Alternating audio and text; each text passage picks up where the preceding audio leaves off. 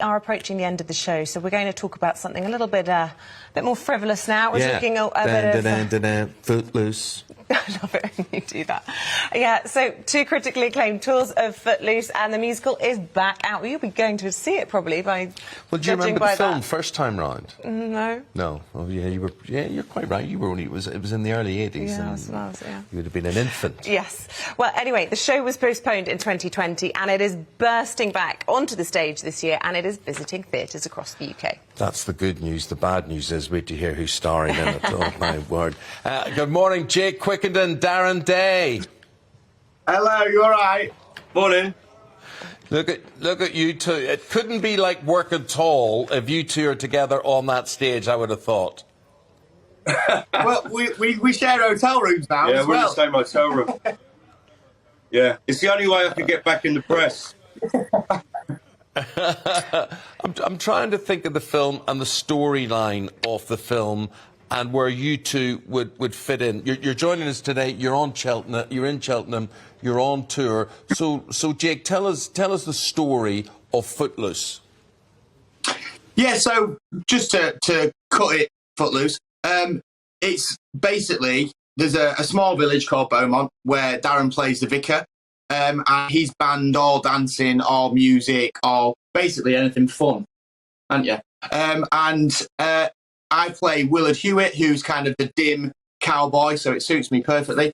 And Ren comes in, played by Josh Hawkins, who's brilliant, and he kind of stirs it all up a little bit, and he wants to get dancing back and music back, and then it's just a bit of a journey and how we get there, really. And Jake, I believe you've actually starred in a musical before you'd even seen one yourself, but obviously quite a different scenario for Darren. What's it been like working with him? What have you picked up from him? And, you know, are you a convert? Are you a big lover of musicals now? You know what? Yeah, I started in Hair a couple of years ago, and I'd never even seen a musical, and it's something that I've always wanted to do. Like, I love acting, I love singing, I love performing.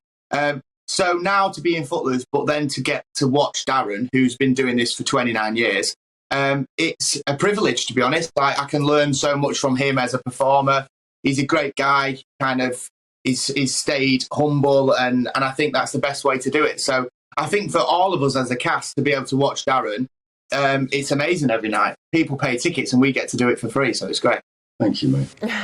Well, we see you joining your hands there, Darren, and there's a big cross on stage there. Tell us about your character. Well, Eamonn, you'll know that I was quite surprised. You'll understand why, but I was quite surprised when I put the Reverend's dog collar on for the first time. I was quite surprised I didn't go up in flames. I thought there would be a lightning strike from the sky. But it's an amazing show to do, and it really is the ultimate feel-good show. And I feel so lucky, Eamonn, because, you know, post-pandemic and at this stage in my career, I've been doing it for a long time too. I did 6 months on Chicago. I remember coming into the studio with you just before I went into that last year, and just done 6 months on that, straight into Footloose. And you know, the thing that separates this show, I don't like the term jukebox musical, but I know that's what they call it.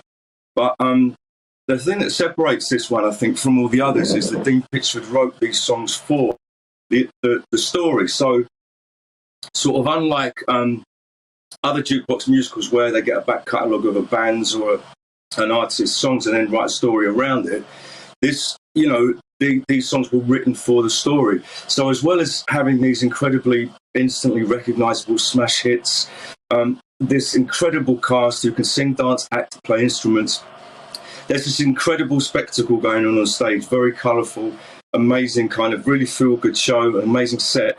But also there's a really beautiful story, which dare I say in sort of sometimes in these kind of shows, that's not the case. But there is a really lovely story going on, and I get to do some real acting in this.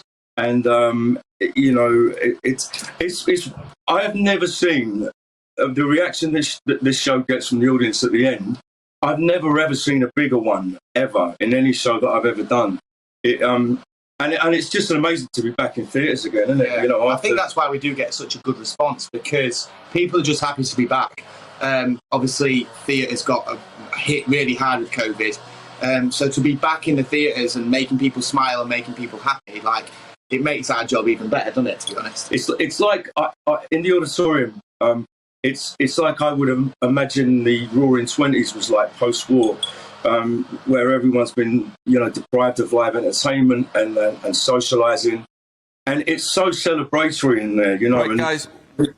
Well, we feel your enthusiasm. You two enjoy and milk that applause. It's well appreciated. People can look up Footloose on tour and see where it's coming near you. But these two guys, two of my favourite people in showbiz who know how to tread those and you're boards. two of our favourites. Yeah, we love you. Lovely to speak to you. Thanks for having us on. See ya. Thanks, Bye, guys. guys. Thank you very much indeed. Bye-bye. Good. Take care.